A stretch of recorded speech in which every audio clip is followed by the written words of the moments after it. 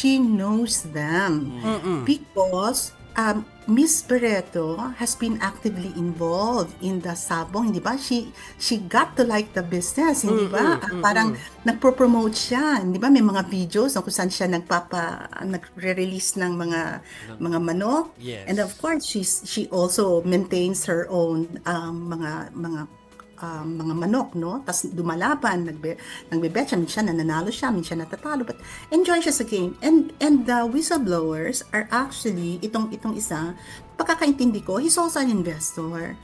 At dahil he's also involved in yung pagsasabong, nakikita sila. Of course, nakikita sila. Kasi matagal yung naintindihan ko, nagulat nga ako na yung sometimes yung mga sessions, mga 23 hours yata, yung tuloy-tuloy. Tuloy-tuloy yung so nakikita sila. So, yes, she has met him. Pero and just encountered him. Kakamustahin ko lang din po si Miss Gretchen Barreto. I'm sure kasi hindi namin siya mai-interview dahil umiiwas na nga po. Pero kayo nakausap niyo siya. Kamusta po siya ngayon at ano po yung kanyang demeanor after all this controversy na nagaganap?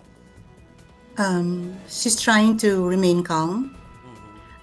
Of course, concerned siya. Sino ba naman nang hindi mababahala doon sa mga aligasyon na napansin ko lumalaki at lumalaki. Ini-embellish.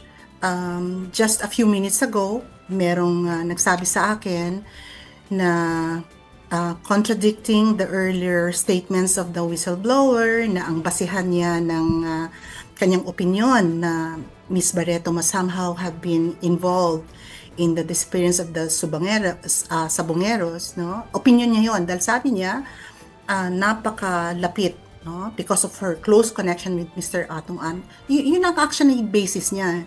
And then lumalaki. Nung originally, sabi niya, mastermind, meron siyang name na mga 3 tao lamang. At ang sabi niya, may alam lang si Miss Gretchen Barreto. Dapat may alam siya dahil she's so close with Mr. Atong Ang. Then biglang kahapon, bago ko matulog, napansin ko na sinabi, mastermind na raw si Miss Gretchen Barreto. And then meron siyang sinasabing may mga meetings raw kung saan ina-explain raw ni Mr. Atong Ang na kailangan may gawing ganito. Tapos mga a few minutes ago, as I said, somebody told me, umiba na naman yung kwento. Ngayon raw, nagkakaroon ng meetings kung saan raw nagkakaroon ng botohan kung sino ang mawawala. Hindi siya nakakatawa.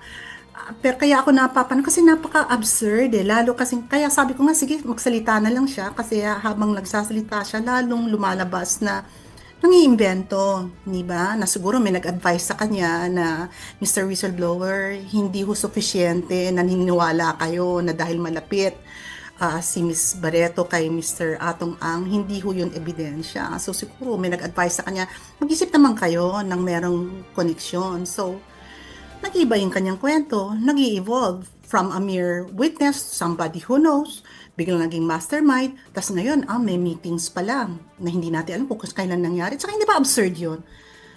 Kung magkakaroon ka ng parang mga ganong klaseng parang pag-uusap, yun ba ay magaganap sa isang meeting? And remember, Miss Gretchen Barreto is just an investor. She's not just one. She's one of about 20 other investors. Ang gusto bang sabihin itong Mr. Whistleblower, nakakaroon ng meetings, nagbobotohan sila.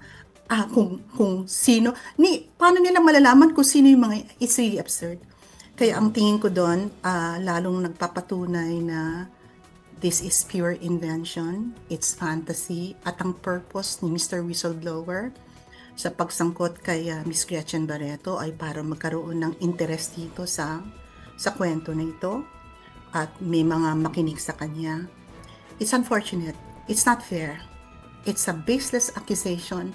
Unfortunately, Miss Barreto is such an interesting personality. Maraming nag-aabang kung ano nangyari sa kanya at marami sigurong fascinated about what's happening. But it's pure fantasy. It's really unfortunate.